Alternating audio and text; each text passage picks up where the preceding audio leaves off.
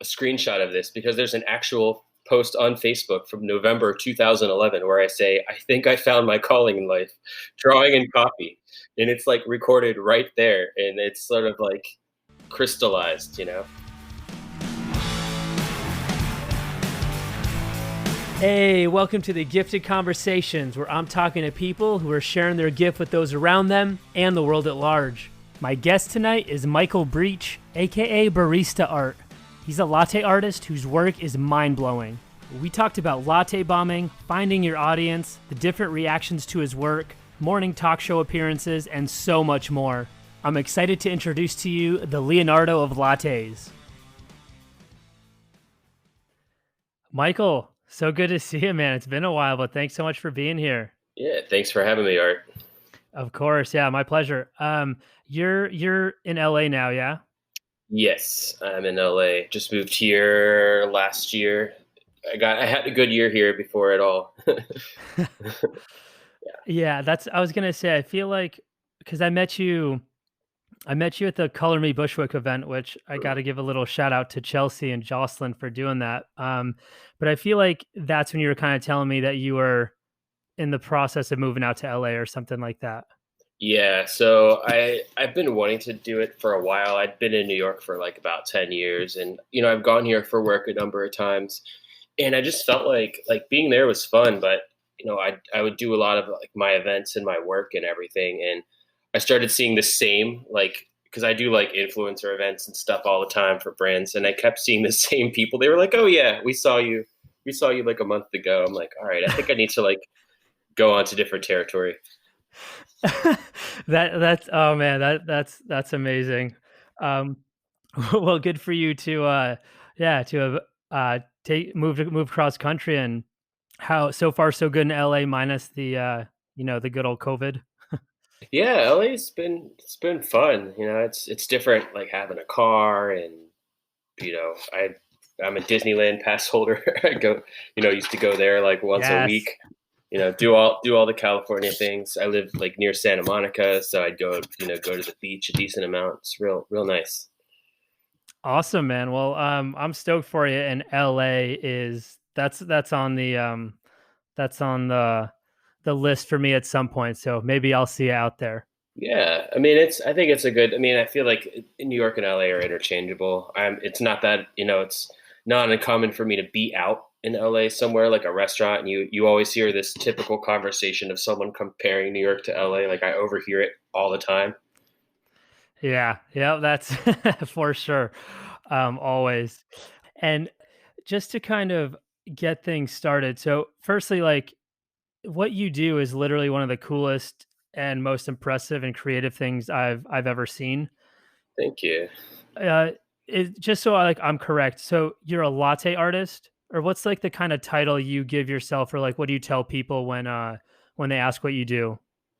I do say latte artist. It depends on how long I want to spend talking about my job. It's like so. Yeah, I pretty much just that's what I would consider myself: latte artist, food stylist. I guess lately I've been doing more just video making. I hate to use the term content creator, but I guess that's what you could technically call me. Okay, gotcha. Yeah, I just didn't want to like misrepresent you. Nah. And while I know latte art is kind of, it definitely evokes some, what you do, but can you just tell us a little bit about your craft?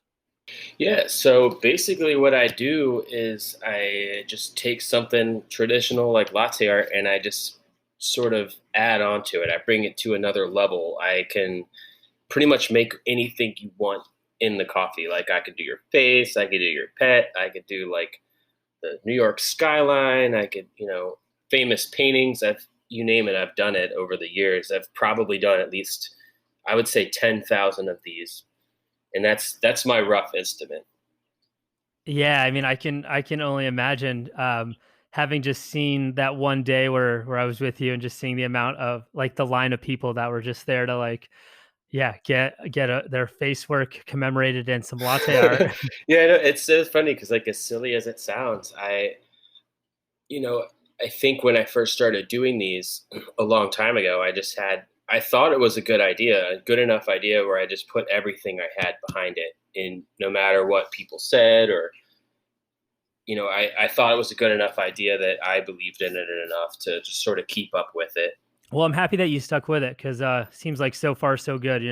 The other thing that I was gonna say is, and some of this is like for my own kind of context, but were you a visual artist before doing all the latte art? Were you like painting or drawing or anything?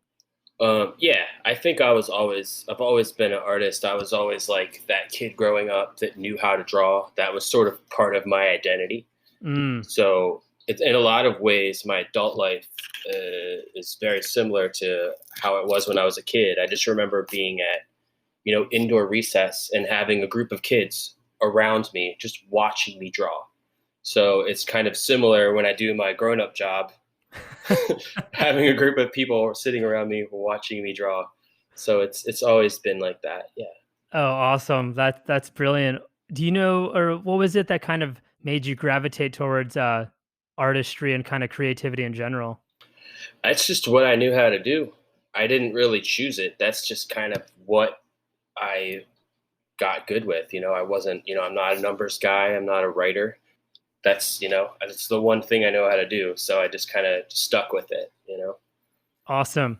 That's great, man. And to kind of take it into like some of the early days. So I try to do a little bit of reading up on you. So correct me if I get any of this wrong. But it sounds like when I'll say like Baristart, it sounds like that really kind of got started when you were hustling, man. You were working at Milk Studios in the daytime, and then you're doing like a barista gig at a hotel at night. Yeah. So I had two jobs. I've had three jobs. I mean, I've done everything. I've worked overnight grocery. That's how I saved up to money to get to New York from Maryland originally. Like, I know it was around 10 years ago now. Um, I was a server at TGI Fridays. I mean, I did everything. Yes. So yeah, I was really hustling then, to be honest. And I kind of got the idea there one night. I was just kind of learning how to do regular latte art, like hearts and all that kind of stuff. And I made a heart that just wasn't cool looking. So I just ended up picking up one of the little bamboo sticks. And this is exactly what I use. These little things. It's like a bamboo stick with a knot at the top, and kind of something you see like in the meatballs at a party or something.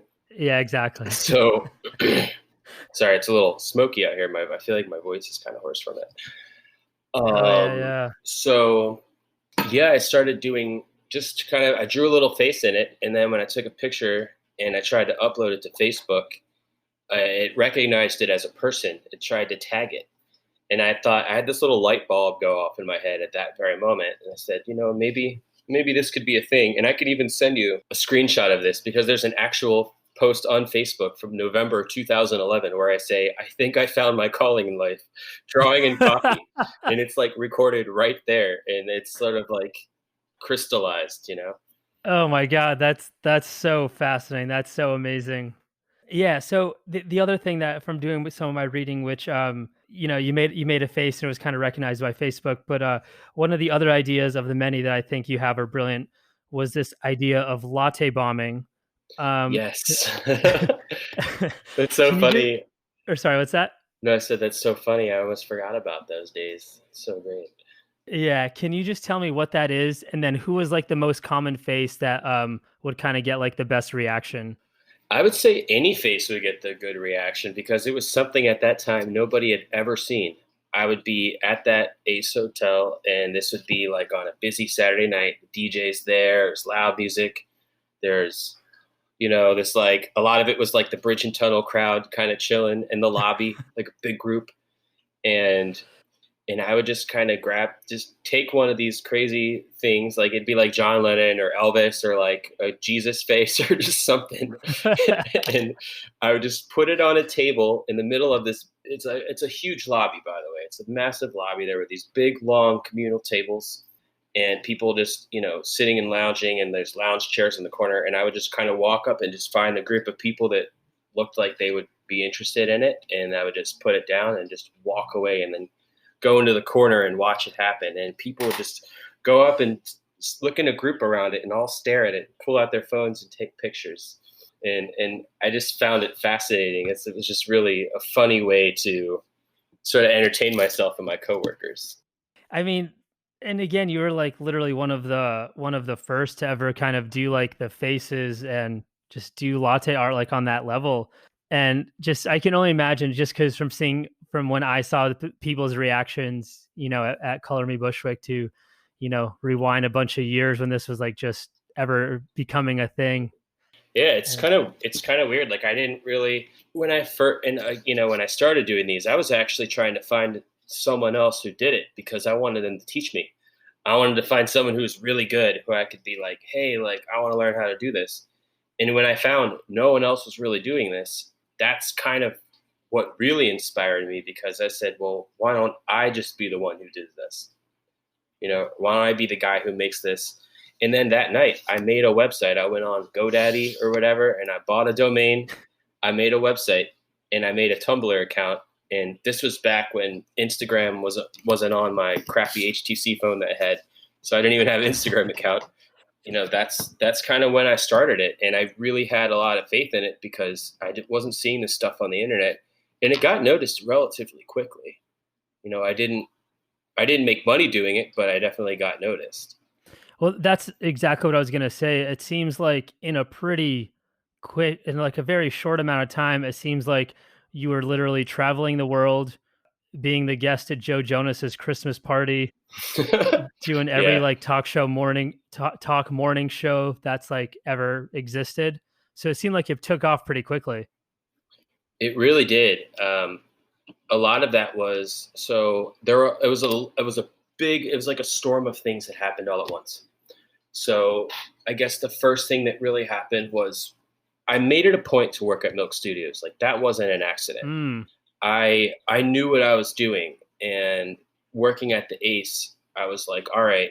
I looked up places where like high profile people would be, and I saw that there was a cafe at that Milk Studios. So I was like, all right, I'm gonna get a job here. I don't even remember how I found it, but I remember going up there and I made like a bear head in a cup, and they hired me instantly because they were like, oh, this is amazing. So there I am at Milk Studios, and there's celebrities walking around. I do one of Toby Maguire, and he at that time he had like a broken leg or something, and he walks across this like long studio just to come up and thank me for making his portrait. And I mean, Mike Tyson was there. I damn. met Two Chains there doing his portrait, and again, this was a crazy time. And one time, what happened was there were these people there from Tumblr, and back then these things called Tumblr spotlight videos. So we made a spotlight video. They were like, yeah, this is a cool idea. We wanna shoot a video with you. So we made a Tumblr spotlight video, and that video went viral online. Basically, like overnight, I woke up the next morning and they emailed me like, you got to see this, and it was on like ABC News website. It was on the number one staff pick on Vimeo. And again, this is me working two jobs, waking up at 7 to make coffee at Milk Studios, going to Ace Hotel at like 5 to like midnight at least, midnight 30, whatever. and Yeah, the and then grind. hanging Yep. out and having drinks with the chefs and stuff or whatever, like hanging out with my friends afterwards. So I mean, it was continuously like that. And then after that happened, at the same time, I started an Instagram account, and Instagram actually sent me an email, and they made me a suggested user.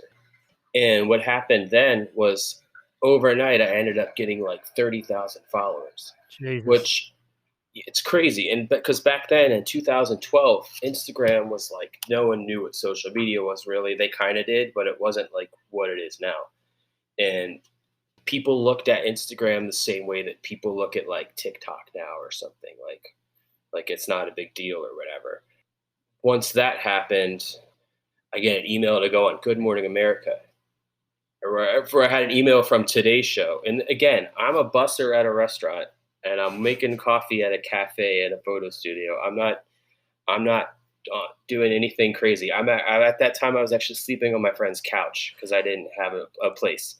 So I'm getting emails from these shows, and then, well, I was supposed to go on Today's Show, and then what happened was Good Morning America approached me, and they were a much higher rated show. So I'm sitting here, the two top morning shows, arguing over who's I'm going to go on while I'm sitting in a stairwell at the restaurant I'm working at. And they're like, "Where's Michael? We need to get these plates off these tables."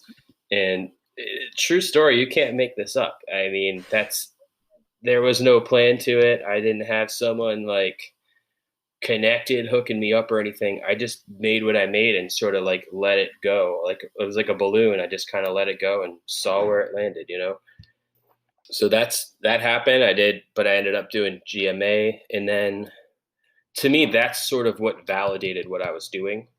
Once I did that, funny enough, nothing happened. Oh, can you elaborate? All of this stuff happened, and then within about like maybe like a couple weeks, it all died down, and nothing happened for like almost a year. So Wow. it wasn't like this thing all happened and then everyone was like, "Oh, your life is just there you go. You had there." I don't really believe in the idea of a big break. Mm. I think that everything has to be a slow burn, and because it has to build naturally. If it's just like a big break or something, you're going to rise and then fall. So I kind of admittedly expected all this stuff to happen. Like, oh well, guess my life's made now. But no, I was still negative $80 in my bank account. Going to the check cashing place because I didn't want to go to the bank and have to pay them the $80. And I mean, it was still like how being on TV and doing that stuff doesn't mean you get money. So, and then I ended up getting fired from one of my jobs because they said it like overshadowed their brand. So there was a time where I was unemployed and and again had nowhere to live on my friend's couch. Yeah, this was after I did all those shows and all that stuff. And then eventually, am I talking too much, or is it okay if I just keep going? It's a No, no, keep going. There'll be a couple of things we'll unpack in a bit, but yeah, keep going. Sure. So yeah, I'm just kind of going over this whole story. So then what happened was it was really so all of that stuff sort of happened in 2014. 2013, I did Rachel Ray Show and Good Morning America. All that stuff was 2013, around like March or April. So again, a year goes by. I'm working at the White Hotel in Williamsburg now. Cool hotel, really cool people. They were really supportive, awesome people. Nice. I love them. Yeah, they're great. So I was there, and I ended up getting this email from a PR agency in Australia, of all places. And they were like, I don't know if you realize it, but you have a lot of people who are big fans of your work in Australia. And I'm like, what? And they said, yeah, because like back then, when you posted on social, it was the actual time. So I posted late here usually. So they were getting it in their feeds in the morning. This was before algorithms and all that crap. It was just, Yeah, so they'd wake up to this dope coffee art. yeah, they'd wake up to these cool things. Yeah. So what happened was they were like, all right, we're going to fly you out to Australia and do a press tour. And I'm like, what? Like, again, I'm busting tables.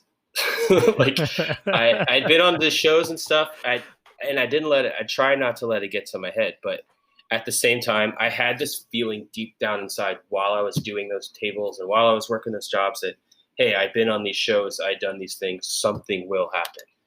It doesn't just do that and then nothing happens. At least I really felt that way. So I basically gave my 2 weeks when I got that. And it wasn't that time, that amount of money that it paid was life-changing to me. But I look back and it really wasn't a lot. So I kind of was taking a risk. Yeah. So it was enough to pay my rent for a couple months, I think. So I was like, well, worst case, it's not like it's a job that was hard to get at a hotel in New York. There's millions of them or whatever. There's so many hotels in New York to work at. Yeah, basically I go from this being a busser. And I think to me, that's my life when I sort of went from one thing to another. Like it's sort of like BCAD or whatever. That's sort of like my Sure. dividing point was Australia. Like when I left there, I was one person. When I came back, I was another person.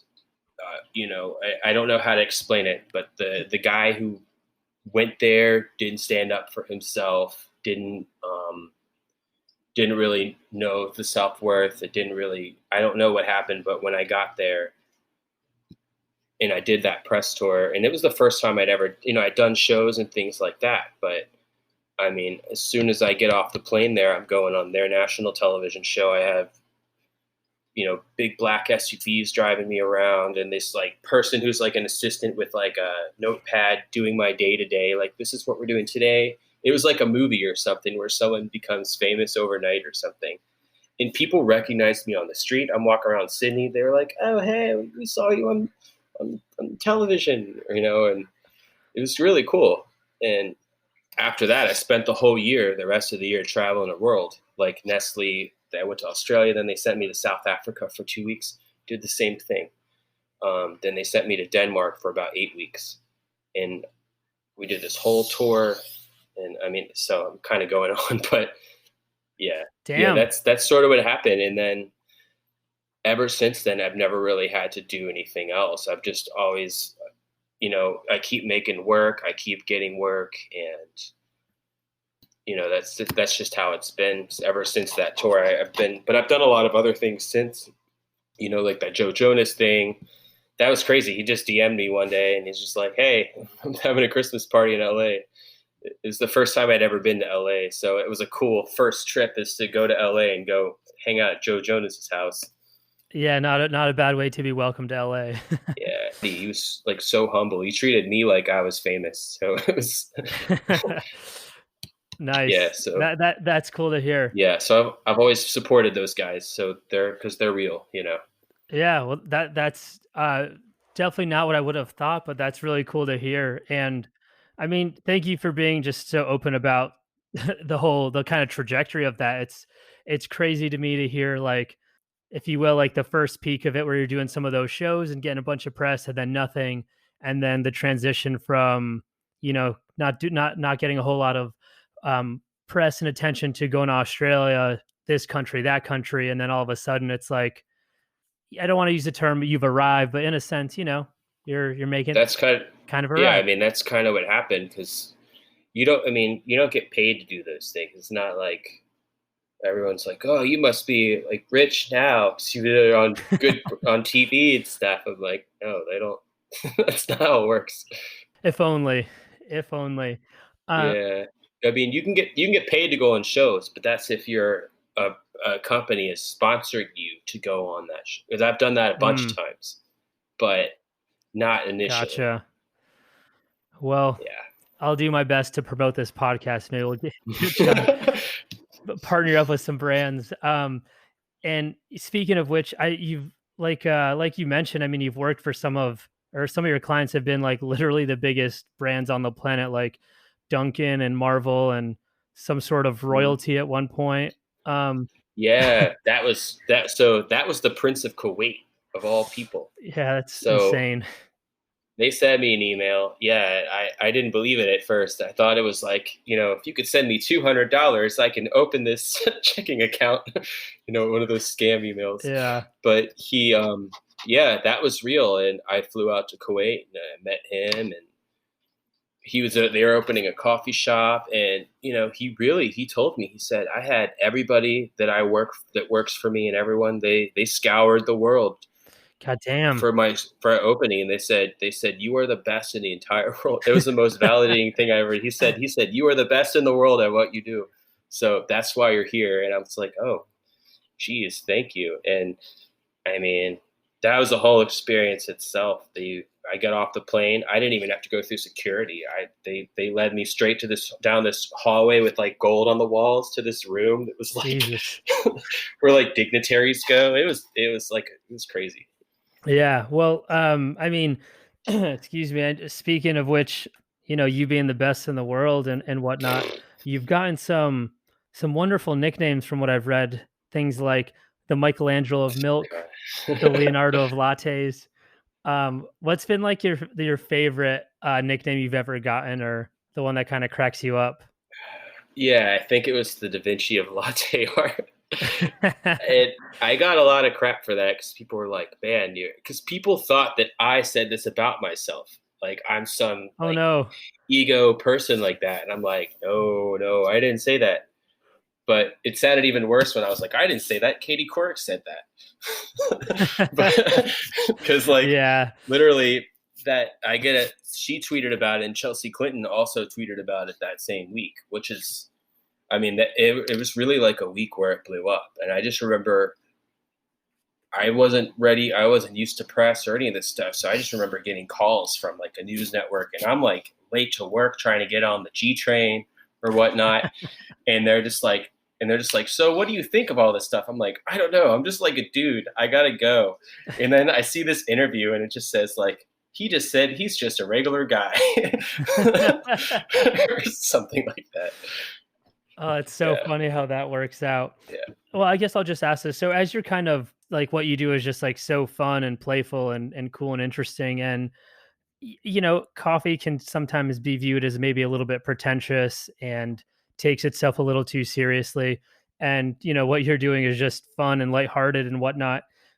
Did you ever get like some baristas or coffee shops kind of talking shit to you or kind of being negative towards you? Um, Actually, that was a huge hurdle for me. Is the coffee world. I mean, I used to try to appeal to them so much all the time, and even to this day, I could show a coffee professional my work, and they'll just, stroke their beard and be like, like, cool, I guess, turn their nose up at it. And I mean, and I literally spent so much time. And I think if someone's out there and they're not finding the reactions they want to what they're doing, but they have a cool idea, they just didn't find the right audience yet. I Hmm. swear, audience is so important because my audience, I actually realize, have nothing to do with coffee. I don't the only Sure. coffee brand I've really worked with was Dunkin'. Not any. I don't do. I'm not. That's why they say coffee barista. I'm like I'm more of like a personality creator or something because like I'm not doing coffee festivals. I'm doing Fashion Week. That's the difference Yeah. between me and like a barista champion. Like I'm not doing barista championships. I'm doing a press tour for a machine or like again like Fashion Week or like South by Southwest or a music festival or fun stuff. I'm more of the other thing. I have done barista work at one point in my life, and I've definitely met some of those competitive baristas and whatnot. And whatever, teach their own. But yeah, doing like the music festivals and the fashion week stuff is like way more interesting to me. Oh yeah, I'll take that over being like in the barista clique. It's I don't mind. Yeah.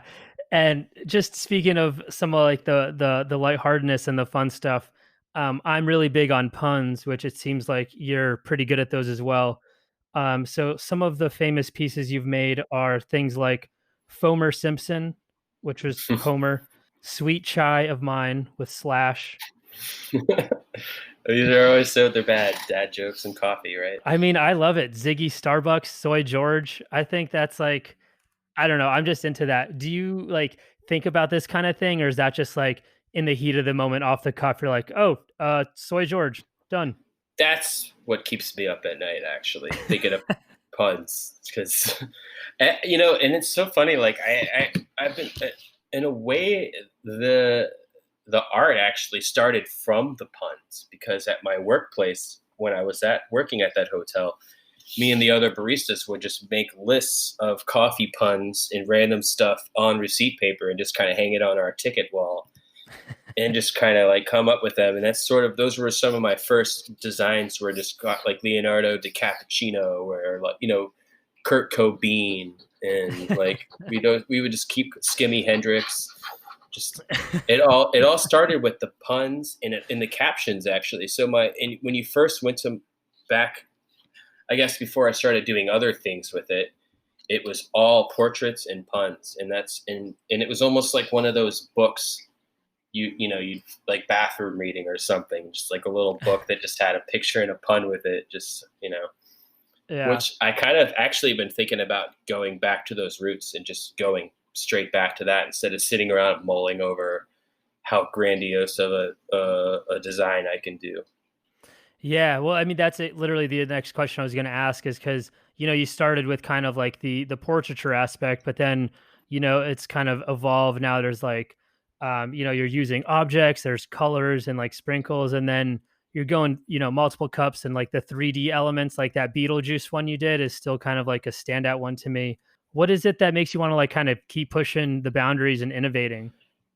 More so, I don't want anyone else to catch up to me. I want to Yes. keep going with it in a way. I thrive when it comes to competition. I saw someone else doing color years ago, and I was like, well, you know what? I'm just gonna do it way better than this person. And then that's what I set out to do. And also, it just has to do with clients. To me, it's also a business too. So if I have someone coming to me that has a design, like it's like Disney or Marvel, a lot of it had to do with working with Marvel. They came in and they asked me to do a lot of designs that I wasn't sure I could do, but I was like, sure, I can do this. Let's do it. Yeah, I'll See what figure it out. happens. Yeah. I'll figure it out. It's like I think that's kind of being an artist in general. Like it's like what is it? Like the movie The Departed, he quotes John Lennon. He's like, I'm an artist, give me a tuba, I can make a song out of it. Sort of.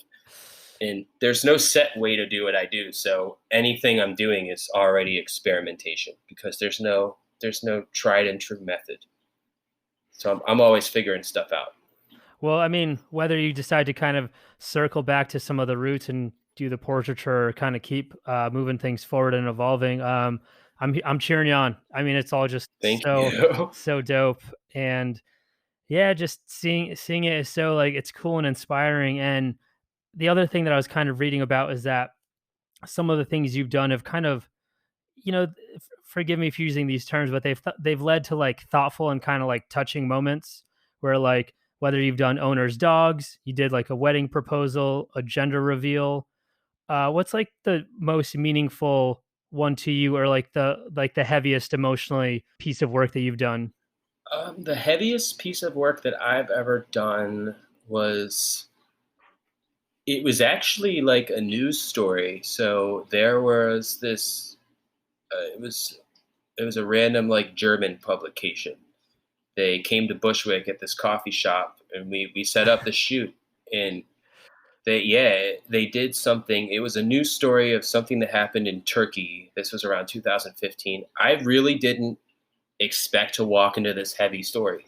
I was just kind of doing Hmm. a regular interview, and I brought my friend with me, and I do this portrait. It was like something. It was like a kid who was like shot or something, getting bread or whatever. And I did this portrait of him, and they were like, "Can you do this portrait?"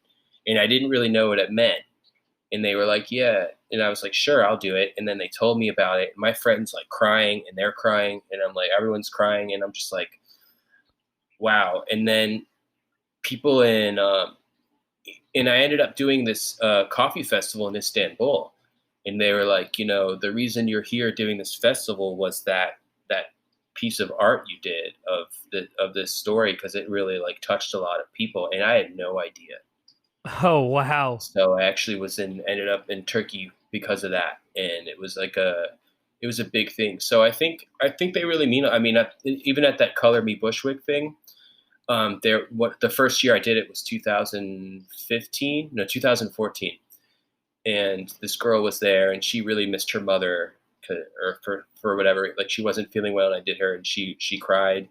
I mean, and I'll do these for people that are when I'm doing work events like at conventions, trade shows, things like that. I'm making pictures for people that of their family that they miss, their children, their husband, their wife, their dogs, cats, and Yeah. people get a remote like an emotional reaction out of it, and I think that that's powerful that I could sort of make someone's day. And that was one of the first ones I did actually was like a sunflower, and I gave it to this girl at the oyster bar or whatever. They were like one of the waiters was like, yeah, she looks like she's really sad. So I like made her this like really awesome design, like a flower, and I did all this stuff to it, and she like cried. So it was Oh people. wow. It's as simple as it is, as silly as it sounds. It really has an effect on people for sure. Yeah, man. I totally believe that. I mean, even like when, you did the portrait of me, or just like, let's see how this goes, and just seeing it just kind of like blown away, there's just like a moment of just like joy and happiness where it's like, God damn, look at Yeah, this. you And were yeah, taking you were so nice. You're like, you all are so nice. I didn't expect you to be so nice. And I was like, oh, well, yeah, welcome. I remember that you were like, yeah, probably so humble about it. Like it made me feel good to see that it like made you feel good that someone did something for you at that show. So, Yeah, I try to mind my manners every now and then, but yeah, yeah, that was yeah, I remember that. I was just like, oh, he's very, very, like, very nice fellow. that is amazing. Well, thank you for that. If there was ever one thing I would hope in my life, it's just that people think of me as like a nice person or a Oh, nice totally. fellow. I'll take that. Yeah, Um, that's the exact phrase. Nice fellow. That's Success. That's all I could ever ask yeah. for. So whether you're doing pieces for, like a nice fellow like me, or like for royalty, or for, some celebrity or something, do you ever get nervous or intimidated doing this? Or have, you mentioned you've done 10,000. Is it just kind of automatic now? To me, I'm just like, I don't know. I don't take it too seriously. I'm just like, it's rock and roll. As lame as that Yes. sounds. I mean, I'll just be like, my job is to draw in foam. I can't take it too seriously. I can't take everything too seriously because that's just that'll make me stilted and make me worry about it. But and the only times it can be is if I'm doing a show and they have weird times though, because if you go on a show, they're depending on who the producer is or how organized they are or how they manage their time, they'll be like, "All right, you have to do 3 pictures in 1 minute," and I'm like, Yeah. "Uh." They're like, "Never mind, you got 10 minutes. You got to do it after the break," and I'm like, "Okay." And then they come back, "You have 3 minutes," and then they're like, "All right, 30 seconds," and I'm like, "What?" And so in those cases, I just kind of keep doing them over and over and over again, and we'll just pull the freshest ones out and then send them out.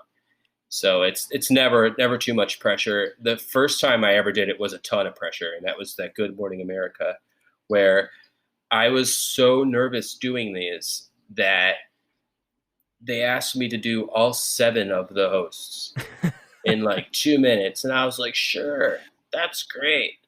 And I'd never drawn a portrait in my life other than a recognizable face like Jimi Hendrix or like Marilyn Monroe, or because those are basically broken down in the shapes at this point because they're so iconic Hmm. that me drawing someone's likeness with that wasn't like an iconic face was I remember practicing on pen a week before, which I don't know why I did that, um, but I guess the point of that story is I'm sitting there concentrating on what I'm doing so much that I don't hear them call me over to the desk to go talk to them.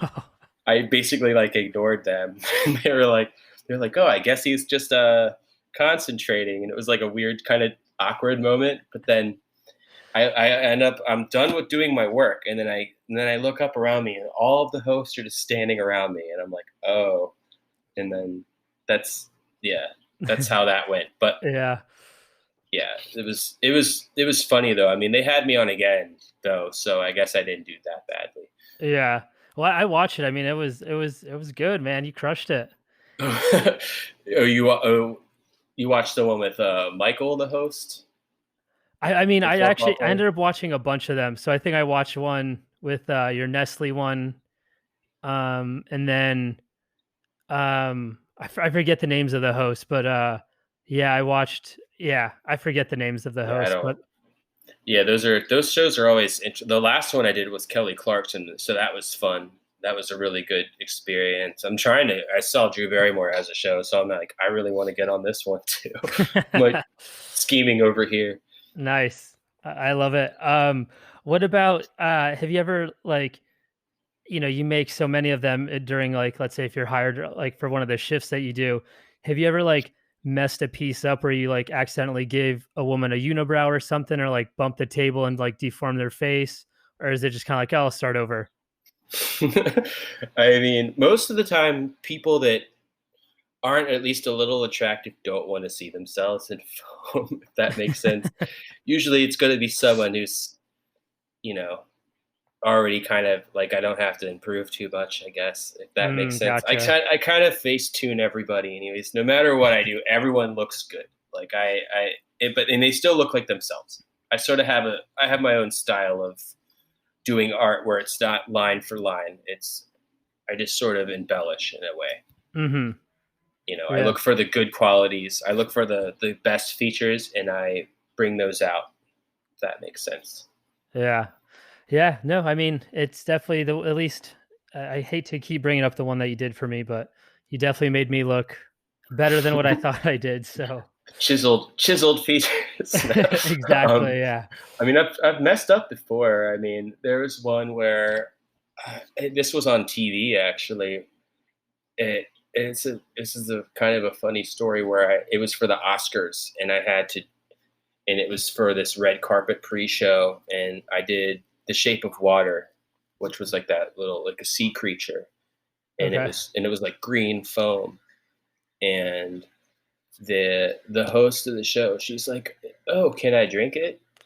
And I was like, sure, yeah, it's drinkable, because I didn't want to say that you can't, on the interview. And she like drinks it, and then her whole mouth was like blue. And then they like cut to commercial, because they were like all the producers are like scrambling trying to get her mouth like not blue anymore. Oh my god. Yeah, I felt that, and they kind of they weren't too happy about that, but I mean, it's still funny. Yeah, no, that's hilarious. That's brilliant. As far as like what you've well, I'll start here. What are some lessons that you've kind of learned about life through doing the work that you're doing? Let's see.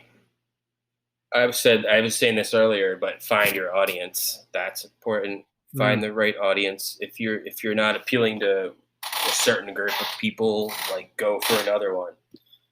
That's all I've always found that was really important.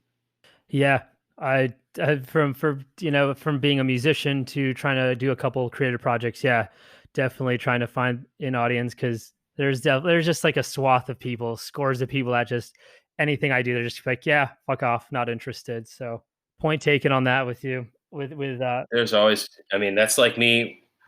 I experienced it again recently, because I just kind of got into like quarantine things. I got into Reddit a little bit. I was like, oh, I'm gonna go on Reddit, see what this is about, and then I try to go on all these coffee subs, and nothing. It's crickets, and everyone's and like some kind of mean comments, and I'm like, I forgot. That's why I don't go on these, and then I realized I was like, I did one of a video game character, so I posted it on the video game Reddit, not the coffee Reddit, and everyone loved it, you know, and I guess so that's what I mean. You got to be strategic with your audience. So that's one lesson I've learned yeah. for sure.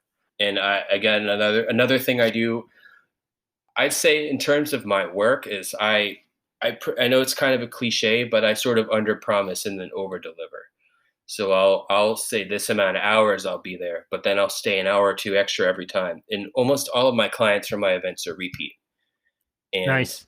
and if something goes wrong or whatever, they're the last to know. Only I know, because I don't want them stressed out. What I'm really giving them is peace of mind for their event. I Yeah, mean, exactly. so that's another big thing, is if I'm stressed about anything, I don't pass that on to anybody. I back when I started, if something was off, I'd tell them, be like, oh, I don't know about this machine, and then they're stressed, and and then I just realized, like, nah, don't say anything, just be like, everything's fine, totally cool, this machine's shooting water out, it's fine, I'll make it work. And that's another thing I've learned like just from all my events. And Yeah, I think that's super smart as well. Where you kind of adapt and just don't stress out like the event coordinator, or whoever hired you. Where it's like, all right, definitely not hiring this person back next time. But yeah, it's good to know, man. Um, yeah, that for sure. And I get that's and that, a lot of it's just I would just say yes to stuff even if I didn't really necessarily know how to do it, because it's not like there's a set way to do it. And I don't. I mean, it's kind of hard to explain. I guess the more that I've traveled and I've been parts of events and projects and so many things, like no one really knows exactly what they're doing on these things. I don't think everyone's kind of collectively agreeing with each other. Everything's kind of a consensus in a way. Yeah, I've done a couple of things where I've kind of had a similar thought where it's just like, I don't know if anybody knows what's going on or how this is gonna go, but we're gonna figure it out as it Yeah. happens. But I mean, I don't even need to say that. 2020 has already taught us that. yeah, yeah, If anything. valid point. Oh my god. Yeah. What are some things, or what is something that you've learned about people over the course of your career so far? Learn about people? Hmm. I don't know. That's a really tough one. I haven't really thought about that. I'm trying to think about that answer. I'll have to think about that one before I do I For really sure, we can what have circle I learned back. about people? Yeah. Yeah, we'll keep that in the back of our minds, and we can see if we can circle back to that. Forgive me for being a little bit precious here, but and you kind of touched on that a little bit, where like what you do like really does brighten people's day, maybe their week, maybe their month, with what you're doing, and even if it's just like for a couple minutes, or like as long as the photo lasts, or as long as you take a photo, but then your artwork is it's evanescent. It lasts for like 7 minutes or so, whatever, before it kind of fades away forever. So it's kind of brief, and it's just like you're left with the memory and the moment. So I'm just wondering, like, what does that do for you to be able to kind of give that to people, to give people a little piece of joy or a smile? What does that kind of do for you? Uh, I mean, that's kind of initially what one of the things that kept me doing this was like going back to latte bombing. That I felt that energy from those people. I thrive on that energy. I pick up on that, and it's sort of I feed off of that. It makes me happy. It makes them happy. Everybody wins, and it's just that's what I like about it. It's something simple. It's something fun, and I like that it makes people happy. Really, that's honestly one of the main reasons I do it. Is is really that. It's not about anything else really. And that's kind of why I started doing it. I loved the reactions people would get, you know. Yeah. I wanted that attention in a way. Pay attention to me. I mean, and I played in bands before that too. I still play music all the time, and I think I loved being on stage and that whole part. I like that whole aspect. Yeah, for sure. And again, just from having seen you just person after person just like take photos and enjoy the photos and whatnot, and see them smiling, it's really cool to see. And yeah, let me know if I'm overthinking this at all, but No, kind of like I was saying, just like the evanescence, how it kind of disappears and whatnot. Is that kind of like, what are your thoughts on that? Was that kind of some of the thinking when you started this, where it's like, oh, it's cool, it lasts 7 minutes and then kind of disappears? Or am I, yeah, just overthinking that? no. I mean, that's what I liked about it in a way, because that like people say, "Why would you do that? Why would you do that if it just goes away?" I'd be like, "Because like exactly that's why I do it, because no one else would do it." So I kind of just really wanted to do something different. And that's by doing something absurd, I ended up doing something different. So that in a way that's I'm always trying to be like original in that way. Even in the heyday, like I'd say playing in bands, back then there was always that sort of competitive authenticity in terms of like, hip people in bands and that kind of, you know, like I'm through the whole trying to be cool like that sort of phase now, but No, yeah, I hear you. I don't even know where my thoughts went just then. Like, Well, at least I totally hear you on the band stuff and some of the cool stuff. And I think finally I'm coming out of some of that, where I can just, I don't have to be yeah. perceived as cool anymore. It's just like, just, It's okay if you go into a grocery store and you hear a song and you're like, "This isn't that bad." That's how I knew I was over it. You're like, all right. Love it. I think at one point I heard that you were potentially trying to do or talking about doing a coffee table book of your coffee art. Hmm. Is that still a possibility? It still is a possibility. I just didn't really go like come around doing it because in a way I was really busy doing events, and it wasn't necessarily something that would be overly like I guess lucrative. It wasn't really worth the time to do it because they don't like. I had a publishing agent. I mean, I had a business manager and all that kind of stuff going on, and yeah, it just wasn't really worth it. I published a puzzle with a puzzle maker, which is pretty cool. Oh, But really? I didn't. But yeah, it just wasn't really worth it financially to do it. To be honest, I mean, I could still do it, but I don't really. I just don't. I don't have this like before when I was first like getting known. That to me was the end game. Oh, I just got to have a book, and I'm just gonna sit back and have a book, and Mm. it doesn't really. I don't think it works that way necessarily because even the puzzle, I didn't make anything off it because the money they paid me for it, I spent it all on the photographer to take the photo of the puzzle because Yeah, you got to pay people to do their work. So.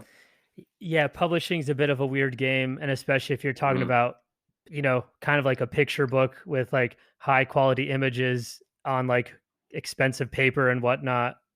Yeah, I can imagine that being a bit of an expensive process to Yeah, create books. I could say, you were talking about what I've learned about people. I was just thinking about it. Everyone has such different reactions to what I do. Is I think I've learned that about people. There's so many types of reactions that I get. There's the they go. There's some people that go, "Are you an artist as well?" And then there's other people that go, "You're a real artist. You're like a," you know, there's people that like love it, and then there's people that don't even notice and just walk right past it. I've like really just learned how different people are, how many. I guess that's something I've definitely like figured out over time. There's people that are there's literally out here like this could be in the MoMA. You should be like doing like reels. This is like legitimate art form. And there's people like you could, you could you could do this on like the boardwalk at some point. You know, you should do this on the boardwalk. And I'm like, what? So I guess that how people perceive art, I guess, is what I'm saying is it varies a ton. Yeah, I think that's a great insight, honestly. And, having also like played in a band is so just to kind of similar to having people kind of resonate or not resonate with your work, where some people are like, hey, like I really like what you were doing on stage. And then, other people I could just like literally see them yawning in the crowd. It's like, okay, well, oh Mhm. well. But yeah, definitely that's a good insight though, that the way how differently people can perceive things. And For sure. it's nice to see you being able to just at least laugh at some of the negative stuff when people are like, whatever, you could be on the boardwalk or just kind of ignore you and walk by, where you can just laugh it off. Oh man, I think it's funny. Yeah. Honestly, I like that's like I laugh when I hear that stuff. I don't think it. Yeah, it's just it really you learn a lot doing these things, and so and all, it just the gigs really vary. Like sometimes I'll go to a place and there'll be like a green room for me, Getting the right? rock star treatment. Yeah, and then you'll go to places and I'll do some gigs where they're like you're not allowed near the green room. That's for the talent. You you go. You're with the wait staff over. You're with the catering crew. Here's some leftover lettuce at craft services here, and like Oh man. like and you roll with it because either way I'm doing my job and I'm kind of getting paid the same way either way. So I don't you can't really go into stuff with a big ego. You know, I don't. That's why when I'll do a gig and sometimes it'll be a green room. They'll be like treat you well, and then other times sometimes I'm the star, sometimes I'm like the help. It's just I can totally relate with that. I've had like electrical rooms as green rooms, or just changed in the car because there was no green room. So yeah, you never know what you're gonna get sometimes. yeah, show business. Yeah.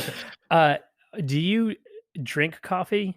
Yeah, I drink a. Yeah. I got a My espresso machine's right next to me at all Oh, you got times. the setup. Nice. What's your go-to Yeah, order or what's your go-to drink? I just like iced coffee. I'm boring. I just like plain cold brew. But I think it's just like the New Yorker in me because if you go there, you're in New York still, right? I mean, you Yep. walk around streets here, at least a third of the people have a cup of iced coffee in their hands. At least in Bushwick, where I was, I walk around, everyone just has ice, walking around with iced coffee. Yeah, I mean, I'm on the opposite end where I just do hot coffee even in midsummer, Mm. but I'm pretty Wow. easy, just hot coffee whenever. So, Yeah, I mean, I make my own lattes. I mean, I like experimenting though. Like I made those that whipped coffee everyone was doing on that trend earlier this year. I yeah, made this morning, the last couple of days, I've made my own like pumpkin cold brew. 'tis the season, right? Yeah, I mean, I don't hate on pumpkin. I love it. Nice. I think we were talking about a little bit about this maybe in the beginning or kind of offline, but how have you kind of adapted what you do since so much of what you did was like kind of event oriented where you're around people? How have you kind of adapted during this time?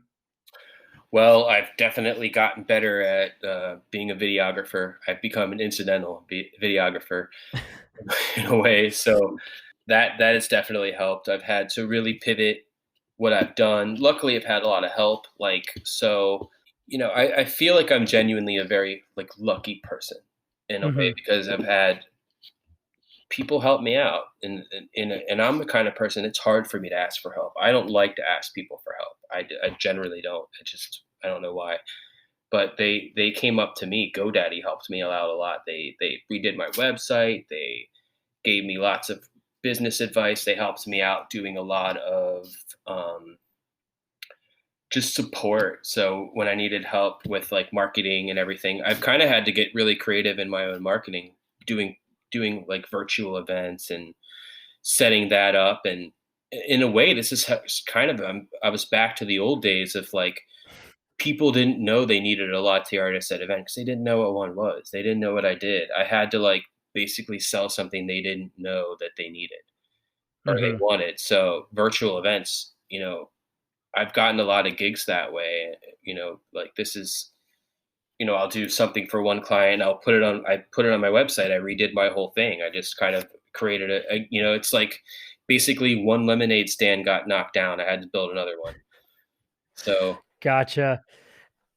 How is your new website? How I just because I was looking at it like last night or a couple this week to kind of prep for this chat, but is that the website that's new? yes. So I mean, I It's came in. elegant. Thanks, man. Nice. I came through and I I did that's kind of what I did when this first started. Is that first thing I did was I was proactive and I was like, all right, I need to redo my whole website and go about virtual events. I need to like write, a blog article about having an artist at your virtual event so it'll end up on Google. And I've gotten a decent amount of work just from that site, and I've actually had to focus more on not just live events but creating stuff for brands on their Instagram and just for social media in general. And it's actually been beneficial because these different groups and brands have had sort of an absence of content because they haven't been able to Mm, do these live events, so they haven't been able to do a lot of things. So they're like, well, what do we put on our page now that we can't do A, B, and C? So I'm a good option because there's all people, it's always something that's good to watch on Instagram. And no matter where I go, there's always someone who hasn't seen it before. yeah. No, and that makes sense because it's like it's super stimulating from a visual standpoint.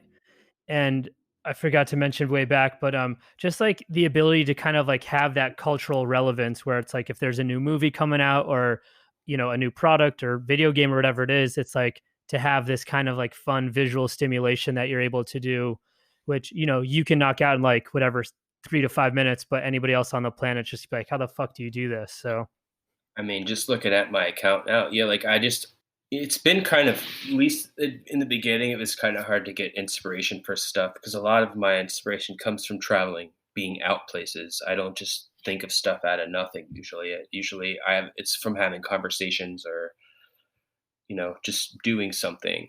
So, yeah, pop culture is definitely important. Like that, watching a show that I like or a video game, anything. Just I guess a good thing about that too is when I make these and I post them, people react. Like I posted one of that dancing llama, and I didn't think it was going to lead. I just kind of did it for fun, and these people came to me that were like, "Oh, we want you to do this conference. We saw your dancing llama video. We can't stop watching it." Like, okay, so That's so wild. Yeah, so I just got a couple more to yeah. wind things down, but as far as like, I think I saw one that you did like for Hamilton, and I think that had Hmm. like an insane amount of likes, like 55K or something like that. On TikTok. Yeah, maybe that was TikTok. I forget which one it was. So yeah, TikTok. That thing went pretty viral. I'm looking at it right now. The one of the Hamilton. Yeah, 507,000 views, Oh, 81,000. It's pretty. I mean, yeah, it's. I've sort of embraced this as a new platform. I actually get more excited when I get likes on that than Instagram now. well, I think that's always been kind of smart of you to, to leverage Instagram fucking back in 2011, and now with TikTok, kind of emerging as the thing that kind of gives you good Hmm. traffic, and having the a craft that's kind of lends itself to being like this fun, quick visual thing. I think that's just so Hmm. smart of you to kind of leverage social media for what you do for your craft, and Thanks. yeah, not just Yeah, it's. I love that about TikTok, and it's also a whole new audience, a whole new generation of people are true. seeing it. This is that's great. 'Cause I hope I'm doing this for another 10 years, and that kid who's on TikTok another 10 years is going to be a project manager or Yeah, exactly. an event planner, or that, and then they'll be like, oh yeah, we loved your TikTok videos, and Perfect. Yeah, onward and upward. yeah, that's just kind of how I look at that. You got to embrace the new. So hence everyone, getting better at making videos. That's just definitely been. I'd say that's a good advice for anybody out there. Just get good at making videos. Yeah, I'm learning that one right now. Who's been like the craziest subset of fans when you make a TikTok, whether it's like video game people or Hamilton crowd? What's like the most diehard Harry Potter people? What's like the most diehard kind of group of people? It's the Harry Potter people. Yeah, They're diehard. It's kind of hard to predict on there because it's so random what goes viral, or yeah. but definitely Harry Potter for sure. Perfect. And again, I know it's crazy times right now and it's tough to predict anything, but what's kind of like the next 6 months to a year? What's kind of next for you? What are you trying to do and get into? I guess for the next 6 months, I want to just keep kind of doing what I've been doing. Actually, just kind of cultivate um, business partnerships. Get more clients doing what I already do now, and just get more of them. Do more virtual events. Really grow on that front. Get more. Just get more of my target list. I do something. I want to do something with a video game brand. That would be great. I've been trying to do more stuff with like music stuff because I've gotten into music. Like ever since I've been playing guitar a lot more often, and so I've been able to reach out to like Earthquaker devices, and I was like, hey, I really like your pedals. I want to do some coffee art of some pedals. And they sent me two pedals, and I made two videos for them, and I got two pedals out of it. And it's like, sure, it didn't pay the big bucks, but it was like a partnership, and everything leads to another thing. So that's going to be seen somewhere else. And I could go back to that advice when you were asking about advice earlier, from what I've learned. And that's another thing. I say that a lot in conversation, that everything leads to something else. And that's definitely something I've always stood by, because no matter, that's how I've survived as a latte artist of all. I mean, come on, it's like it's I do a show and someone sees it, they take my card or I get theirs, and then I do another show, and then it's just exponentially grows. So it's a little harder to do that in the virtual space because I'm not at a table where I can just get everyone's card or they can take my card. That's all. Again, another good insight that everything leads to something else, and and there's like hope and Mhm. optimism behind that too, which is nice. And I think we need we need positivity, and I mean always, but especially this year. So. Oh yeah. And yeah, especially, and it's, important to all. I mean, I look at everything, even though I don't take it too seriously. At the same time, I do try to maintain everything I do very professionally. Like I was saying before, don't if there's something wrong, don't even just only you need to know it. Just and I thrive on repeat business, doing what I do as an art. I mean, doing art Yeah. as a business. So yeah, There it is. Awesome, man. Well, Michael, it's so nice to catch up with you, and so nice to hear what you're up to, and it's so cool. I just love what you're doing so much. It's so awesome. thanks. That means a lot. Yeah, thank you. Yeah, man, for sure. And thanks again, and I'll talk to you soon. Later. Gotcha. See ya. Thank you so much for listening to this episode of The Gifted Conversations. If you like what you heard, please subscribe, tell a friend, or leave a review. Or if you hated it, feel free to tell me to fuck off or leave a negative comment. Anything is welcome. Appreciate the support, and I'm sending you positive thoughts and energy.